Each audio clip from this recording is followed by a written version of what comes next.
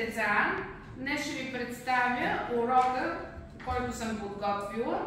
Това е създаване и съхранение на кратка презентация, съдържаща текст и изображение. Първо ще ви разкажа малко за теоретичната част и след това ще ви направя демонстрация. Презентацията, която съм подготвила, е за нашето училище, Националното музикално училище Любомир Бибков. И ще ви покажа някои неща, които да може да правите и да бъдете така адекватни, когато ви се налага да направите презентация. За съжаление, тук имаме проблем малък с интерактивната дъска и не може да се демонстрира изцяло възможността на презентацията, но аз ще ви обясня. При създаването на една презентация трябва предварително да планираме съдържанието, т.е. да си изберем каква искаме да бъде темата. Дали ще бъде за природни забележителности на България, дали ще бъде за случая за нашето училище, дали ще бъде за някакво пътешествие в чужбина, дали ще бъде презентация, примерно по математика, дали ще бъде презентация за пианото, да кажем, за някой музикален инструмент. Трябва предварително да сме уточнили и да си изберем подходящи материали. В случая за нашата презентация аз съм подготвила материали, които съм свалила от сайта на училището, за да бъдат подходящи. Нали? Това е картинка, която се използва на сайта на училището, логото на училището, надписа. Трябва да използваме подходящ дизайн, който включва съчетаване на цветове, фон, шрифтове и ефекти. Който иска, може да си записва. Цветът на текста трябва да е контрастен на цвета на тона, на фона. Тоест, когато имаме, тук ще ви покажа на третия слайд, когато имаме някакъв текст, той трябва да бъде контрастен. Тоест, не може да бъде черен на тъмно-сиво, примерно, защото няма да може да се чете. Целта е тези, които гледат презентацията, да могат да прочетат лесно, както и не трябва да се използват много ярки цветове за буквите, за цвят на буквите, защото дразнят очите, примерно ярко, розово или цикламен. Това са цветове, които дразнят. Текстът трябва да е кратък и ясен. Тоест не може да бъде дълъг текст, защото няма да може да се прочете от тези, които искат да гледат презентацията. Трябва да се използват в текста ключови думи, такива важни, които са свързани с темата на презентацията. Тъй като нашата е за училището, Националното музикално училище, тук сме споменали кога се създава, свързано с името на професор Иван Шишманов, който е министър на народното просвещение 1903 до 1907 година. Това и когато се събират 1904 година малка група хора, които ще останат в историята като основатели на първото българско музикално училище. И ние трябва да бъдем горди, че вие като ученици и аз като преподавател сме заедно наистина в първото музикално училище, което по-късно става и съответно национално. Трябва да се спазва между редовете на текста, междуредово пространство, за да може да се вижда добре. Размерът на символите трябва да е не по-малък от 20 пункта. Ето, примерно, тук ще ви покажа на този слайд. Ето един символ, който е логото, и той трябва да бъде не по-малък от 20 пункта. Трябва да използвате графични изображения, таблици, диаграми, за да бъде по-атрактивно и по-интересно. Преминаваме към втора точка, която съм подготвила за урока. Това е структурата на компютърната презентация. Всяка презентация трябва да има ясна цел и структура. Между целните слайдове трябва да има логическа връзка, т.е. не може един слайд, примерно, да бъде за математика, друг за пиано, трети за някаква за астрономия. Трябва слайдовете да са свързани. Може да има съпровод от звукови и анимационни елементи. Аз тук съм поставила, но за съжаление, тъй като дъската има някакъв проблем, не мога да ви покажа, но тези, които ги виждате тук анимации, те се движат и застават на фона на слайда и са съпроводени с музика. Тук негубата на пак съм сложила в случая.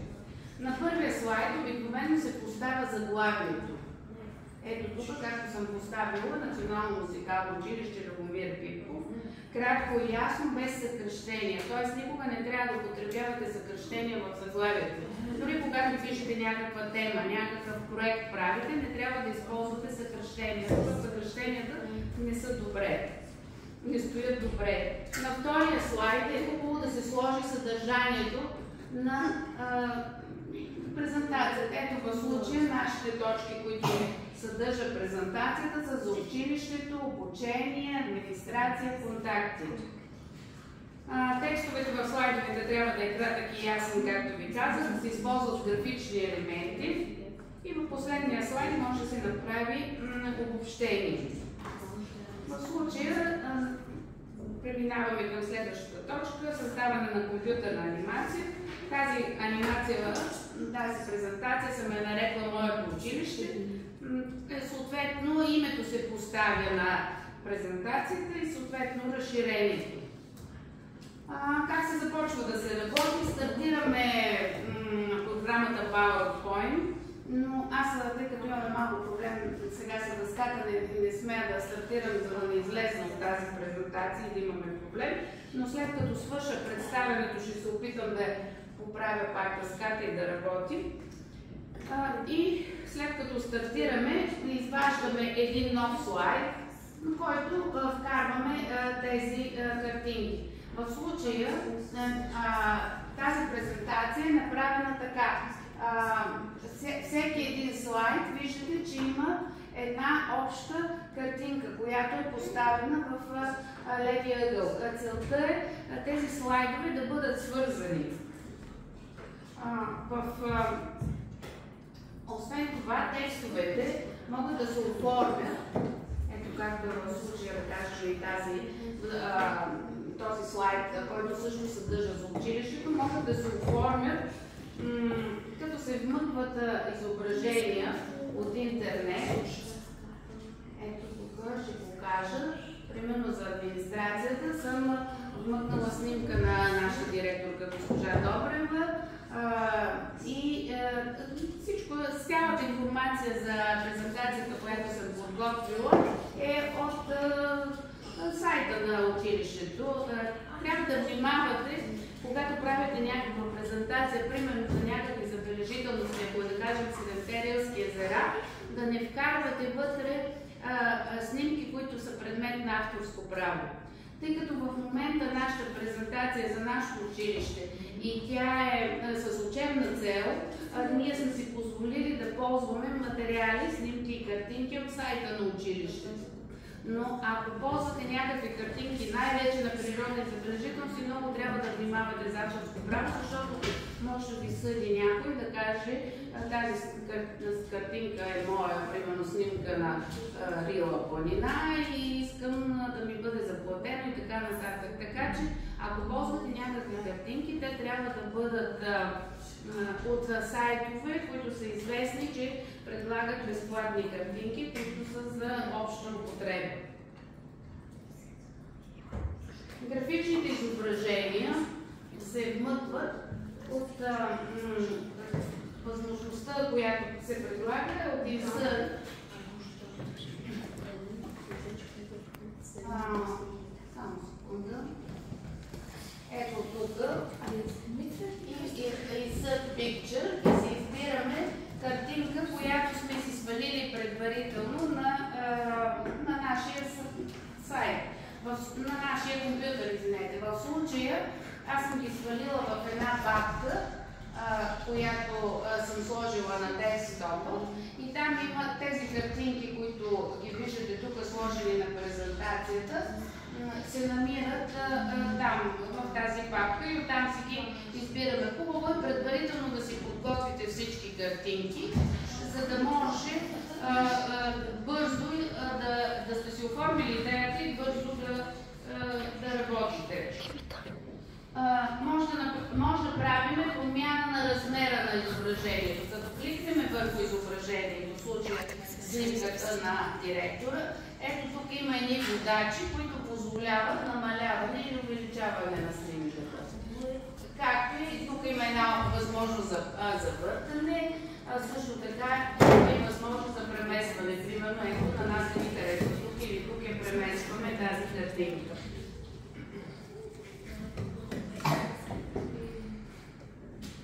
Ако искате да завъртите изображението, ви показвах опцията за завъртане и това е тази възможност.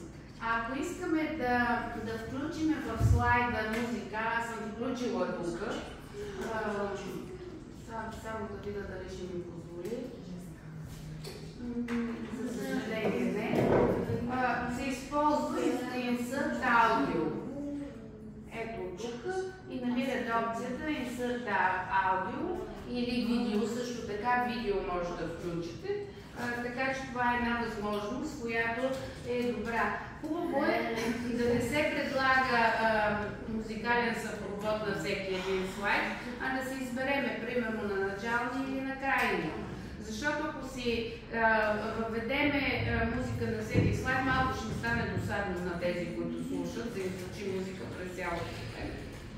Има една опция, ето тази, която дава възможност, като се натисне на нея, когато върви презентацията, да се върнем на определен слайд. В случая да връща тази стрелкичка, връща на слайд номер 2. Така е направено, че връща на този слайд. Това е общо взето. Ще ви задам някои въпроси и задачки евентуално към презентацията. Аз през това време ще се опитам да стартирам презентацията, за да ви покажа, да видя дали ще тръгне да работи на дъската. Задачите, които тя ще ги изчита за записа, задачите, които съм поставила, да отговорите писменно, какви правила трябва да спазвате при създаване на презентация, да опишете структурата на компютърната презентация и да направите една презентация с 2-3 слайда, като разместите самите слайдове, да се научите и да ги размествате. Сега ще помоля да спреме записа.